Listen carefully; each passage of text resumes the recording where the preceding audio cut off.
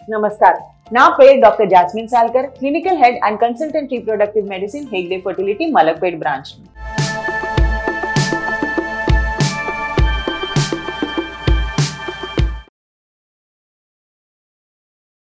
కొంతమంది కపుల్స్ కి రిపీటెడ్ గా అబార్షన్స్ అవుతాయి. అంటే ఒకసారి, 2 సార్లు, 3 సార్లు ఎలా రిపీటెడ్ గా అబార్షన్స్ అవ్వచ్చు. లేదంటే కొంతమందికి ఫ్యామిలీలో మెనరికం పెళ్లి ఉండొచ్చు. అంటే క్లోజ్ రిలేషన్ లో అది మ్యారేజెస్ అవుతాయి.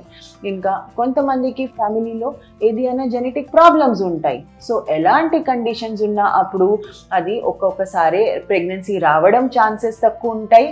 ఇంకా రెండోది, ప్రెగ్నెన్సీ వస్తే కూడా అది అబ్నార్మల్ బేబీస్ పుట్టడం ఛాన్సెస్ ఎక్కువ ఉంటాయి. సో రిపీటెడ్ అబార్షన్స్ ఉన్నప్పుడు లేదంటే మెనరికం పెళ్లి ఉన్నప్పుడు మీ డాక్టర్ అయితే మీకు కొన్ని జెనెటిక్ టెస్ట్ కి సలహా ఇస్తారు. అంటే బేబీకి జన్యుపరమైన ప్రాబ్లమ్స్ రావడం ఛాన్సెస్, ఆ రిస్క్ ఎంత వరకు ఉంది అని చెక్ చేసుకోవడానికి కొన్ని జెనెటిక్ టెస్ట్ అడ్వైస్ చేస్తారు. So basic genetic test advice అంటే ఇద్దరు భార్యాభర్తకి అది క్యారియోటైప్ అంటే క్రోమోజోమల్ టెస్టింగ్ చేస్తారు. మీది అయితే క్రోమోజోమల్ టెస్ట్ నార్మల్ ఉన్నాయి, ఇంకా మీది అయితే మెనరికం పెళ్లి ఉంది అంటే జెనెటిక్ కౌన్సిలింగ్ తర్వాత మీ ఫర్టిలిటీ స్పెషలిస్ట్ మీకు అడ్వాన్స్డ్ హోల్ ఎగ్జోమ్ స్క్రీనింగ్ లేదంటే కపుల్స్ క్యారియర్ స్క్రీనింగ్ లాగా కొన్ని అడ్వాన్స్ జెనెటిక్ టెస్ట్ కి సలహా ఇస్తారు.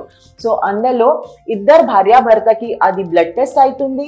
ఆ టెస్ట్ తర్వాత మీ కేసులో ప్రెగ్నెన్సీ వచ్చాక ఆ బేబీకి ఏ రకంగా రిస్క్ ఉంటుంది అని తెలుస్తుంది. అది రిపీటెడ్ అబార్షన్స్ ఉన్నప్పుడు, రిపీటెడ్ ఐవీఎఫ్ ఫెయిలియర్స్ ఉన్నప్పుడు, మెనరికం పెళ్లి ఉన్నప్పుడు, ఇంకా ఫ్యామిలీలో కొన్ని జన్యుపరమైన ప్రాబ్లమ్స్ ఉన్నప్పుడు అది basic and advance genetic test చేసుకొని మీరు అయితే ఫర్దర్ ప్రెగ్నెన్సీకి ప్లాన్ చేయొచ్చు.